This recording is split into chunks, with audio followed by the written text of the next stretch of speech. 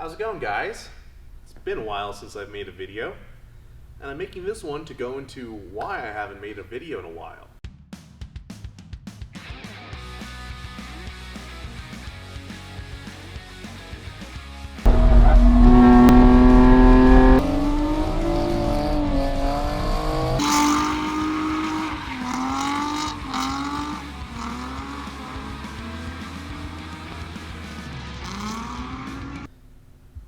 So the reason I'm making this video is actually the other day I was going through my YouTube analytics to show one of my coworkers and noticed how many comments have been left asking what's going on with this car, what happened to this, where are new videos, etc. And I want to take time to answer some of those questions today. So the truth is, the real reason I stopped making YouTube videos is I just got burnt out on it. It's a lot of time and effort being put into it, and I just started to lose the desire to make the videos I want to make. This started to happen around 2022. Just a lot of stuff was going on. I was traveling for work, all of my cars were breaking at the same time, and I was just getting really pinched on time, and the first thing to go was making videos for YouTube. So facing burnout and just not having very much time at my disposal, I decided to stop making the videos and just kind of try to come back later. And I did at the end of 2022 when I started making more car reviews again, the content I really enjoy making. So I took a step back, and towards the end of 2022 I started making videos I like making, car reviews. Now the thing is with car reviews, they're very time consuming, especially the last few I did. The 128i long-term review, Honda Civic review, and the 2 GTR reviews. Those all took a massive amount of time because I wrote a script, I had to film and then edit myself. For example, the R33 GTR review, I would argue is maybe one of my best videos I've done. That took me 25 to 30 hours. Now, that video is sitting at about 4,000 views and has netted me $18. And I've started to just lose the desire to make videos or have a big break on YouTube, and I really just want to focus on my normal career, because I'll tell you this much, if I put an extra 25 to 30 hours at my normal job, it's a lot more than $18, and I'd rather put it in here than on YouTube and just enjoy cars without a camera in front of them. YouTube was never meant to be like my career or my chance at, having a big break. It was always for fun, and if it blows up, that's awesome, and I'd like to do that instead. But as I've done it more and more, the things that it takes to be an influencer nowadays isn't what I want, and nor is it what I want to do. I'm just not attracted to what it takes to have a big social media following, to get press cars and stuff like that. I kind of like the old school way of automotive journalism, and that's initially what I started with YouTube doing car reviews. Like, I looked up to a lot of people like Matt Farah, Johnny Lieberman, Jason Camisa. Those names will be familiar to a lot of you guys, because I'm sure a lot of you guys also watch those guys on YouTube, but they were in a lot earlier, so they were able to catch, rise to the top earlier when that format was what was popular. But right now, it's not the thing, and if my videos aren't reaching people, it's kind of counterintuitive. It doesn't feel rewarding to do it. I enjoy making it, but part of the enjoyment of making it is sharing it with others. And if it's not being shared with others, it's just not as exciting. So for those wondering, my day job is I'm an automation/controls engineer, program PLCs and robotics for automated manufacturing, and a lot of times I'm working on really cool stuff. We're actually here at my workplace right now. I can't show you any of the machines just because it's proprietary information, but I do really enjoy the work I do. So it's not like I'm working some menial desk job that I hate and I'm hoping YouTube takes me away from that. That's not the case at all. At the end of Bimmer Challenge, I did leave you guys hanging though, and I apologize. I ended with my motor blowing up in my BMW here, and I'm gonna give you guys an update on my cars in this video. So I know a lot of you guys watching right now have either found me for my 1 Series content or my 350Z content. So I want to give you guys an update on both of those cars. And we'll start with the 350Z. 350Z, still a drift car, hasn't changed much. It's still running the same VEQ that's in it since I bought it, and I've done my first drift competition in it. I did the Fuel Fest competition in 2022. I actually ended up winning that, so that was super cool because I've never done a competition, nor did I think I had a chance at winning, so that was just a really awesome moment. I kind of wish I filmed that, but it is what it is, and that's just a really fun memory I have. And another really cool thing I've done in the Z recently that wasn't filmed by me, was I did a stunt driving gig. It didn't start off as me being the stunt driver. I was just the car rental or car manager. that was supplying the drift car, but when I mentioned, hey, I've got all these credentials, I'm an instructor, I've done these things here and this motorsport facet, they allowed me to do some stunt driving, which was really cool. We got to drift on a suburban neighborhood road. It was closed off by police officers. They had a full production company. It was one of the coolest things I've ever done in my life, and playing some clips for you guys right now, and hope you guys think that's cool as well. The commercial hasn't aired yet. When it is, I'll be posting it on my personal social media. 1 Beta Charlie, take 2. Okay, camera set. Picture car is set, Josh, you let me know. All right, Wasim, let's roll 1 in 3, 2, 1, action, action! Action!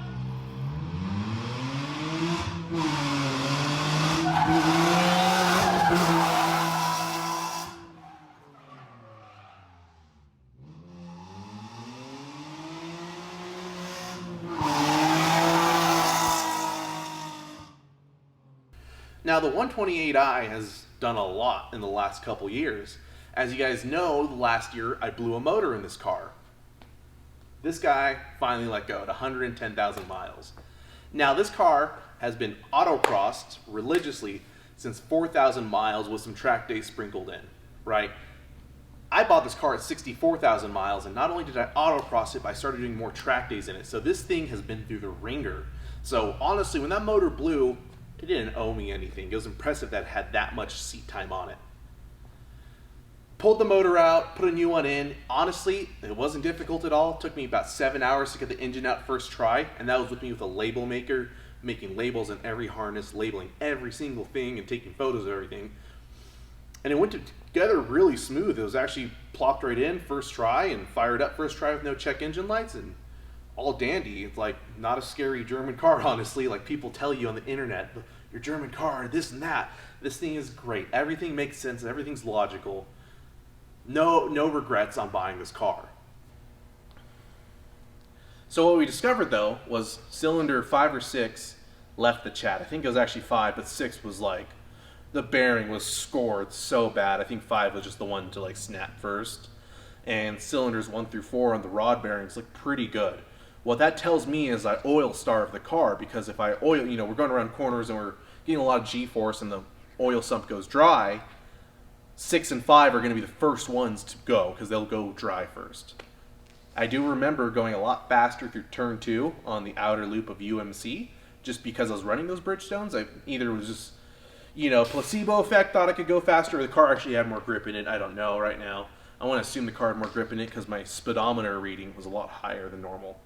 And so we oil starved the car and blew the motor. So got a new motor, about $1,000 for one from LKQ. LKQ is kind of cool because they pull it out for you, they ship it to you, and they actually gave me compression test numbers because it came out of a running car. No better way to buy a motor. You already know it runs, right? So that came out of a 5 Series, and they had photos of the 5 Series. It looked total grandma spec. Like, thing didn't even have an aftermarket radio. Like, I know this thing was like some grandma owned this, so motor was babied its whole life. Threw it back in, new fluids, resealed the whole motor, all the things you want to do while the motor's out. I did add a baffled oil pan to counteract the, the scattering effect that happened, and tossed it in, fired up first try, no check engine lights. It was really simple to put back in. And since then, about, I think I missed the June NASA event. My motor blew early May. I missed the June NASA event, but I got to get to the July one. And from the July NASA event till this year, it's still going, knock on wood, right? And so baffled oil pan's helpful. I do suggest any of you guys tracking these cars, when you start getting to a level of like, I'm going faster, I'm getting more grip in the car, more suspension, skill, etc., invest in a baffled oil pan as preventative maintenance. If it's your first few times at the track and you're learning the car still, I wouldn't worry about it. I wouldn't stress it. I would say overfill by a quart, half a quart to a quart. That will also help with oil starvation, just because your oil level will be a little higher. I wasn't doing that at all.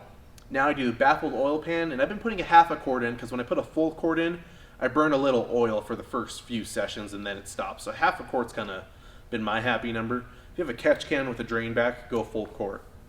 So since I put a new motor in this last year, I did aero on the car. For those that follow me on social media, you'll see I did a splitter, hood ventilation, and a spoiler on the back, or a wing technically.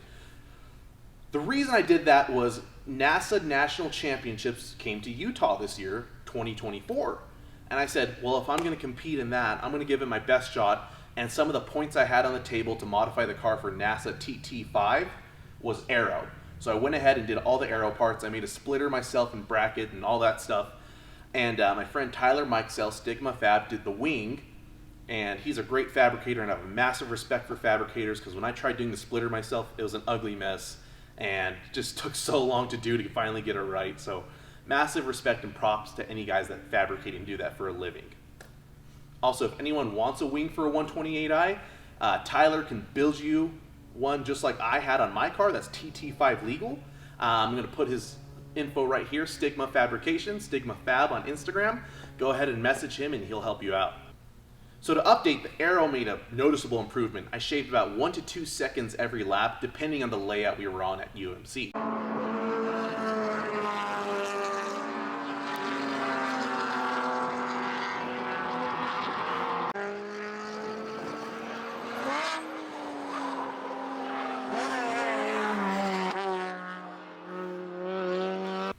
It was definitely a noticeable improvement, very worthwhile, and it was cool to drive a car with aero on it. It was like there's corners I would have to lift before, and now I could just keep my foot matted through it. It was just like a big difference in driving style, and really cool to experience that. At Nationals, I got my butt kicked.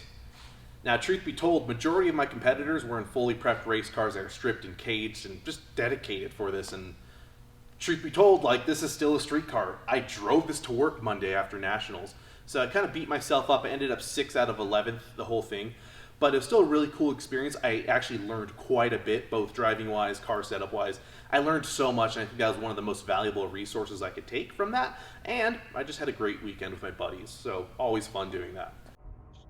Wasim Hajala in the 523 car we're watching right now. 24 national championships, and I'm joined here by Bassem. Tell us a little more about yourself, where you're from. Joined here by Bassem. We're following around right now Bassem Hojali. Now, Bassem Hajala in the number 523. You were Now that it's winter here and our racing season's over here in Utah, I went ahead and reverted the car back to STX trim like I bought the car. And that was one of my goals when I did all the aero, was I didn't want to ruin anything here because this is already a competitive STX car on a national level. I wanted to be able to easily revert back to that, and that's what I did. So I bought like another hood, trunk, etc. That's why the hood's black in some of the photos and the trunk's black, is because I bought separate body panels. I did end up taking first place for the regional competition for NASA TT5, so that's pretty cool. Tyler, my friend that fabricated, was also my most direct competitor, and we were always going back and forth in terms of standings and times. And it was really cool just to have that camaraderie, because we'd come in from our sessions, talk about what we were doing, and even share data with each other to figure out where we're making time up. Really cool, and just like a year of a lot of driving development. So that's kind of an update on this car. Moving forward, my plans are not going to really make much YouTube videos. I'll make some here and there, but I'm really focused on my career right now. I'm really focused on, just growing as an adult now. This YouTube thing started as a early 20-year-old, kind of a, still like, I don't want to say immature, but it's lack of a better term, we're going to say immature, younger aspiration, and just kind of realizing it's not what I want. Now, if I feel the need to make a video, if there's something I want to share, I will make a video. But for the time being, I am going to be responding to questions about this car on my social media. It's BasimX Cars. Feel free to message me on there if you guys have any questions about anything Z related, 1 Series related, track related, drift related. Anything you have there, do not hesitate to reach out to me. Sometimes the messages get lost in the request bin, so I don't see the messages coming through. So if I'm not responding, leave a comment, because it's really easy to miss some messages. I will say one video I do plan on making in the near future is this car is going to be getting ITBs. For those that don't know, ITB is individual throttle body, and this car is going to be getting some from a company called 22 RPD. I'll be testing out a prototype set for them, along with some other testers they're going to be testing as well. But we're going to throw that on this car, and it's going to be super cool to have ITBs. Now technically, they're velocity stacks, because this car has no throttle body. It will have no throttle bodies either, so the technical term's velocity stack, but for those that know, they're basically ITBs.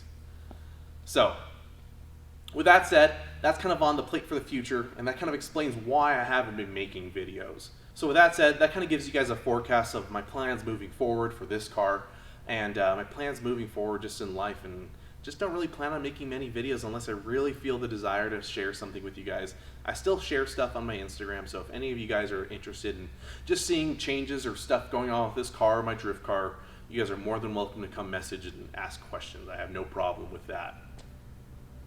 So with that, thank you guys for watching. I apologize for not making any videos, and maybe I'll see you guys at the track someday.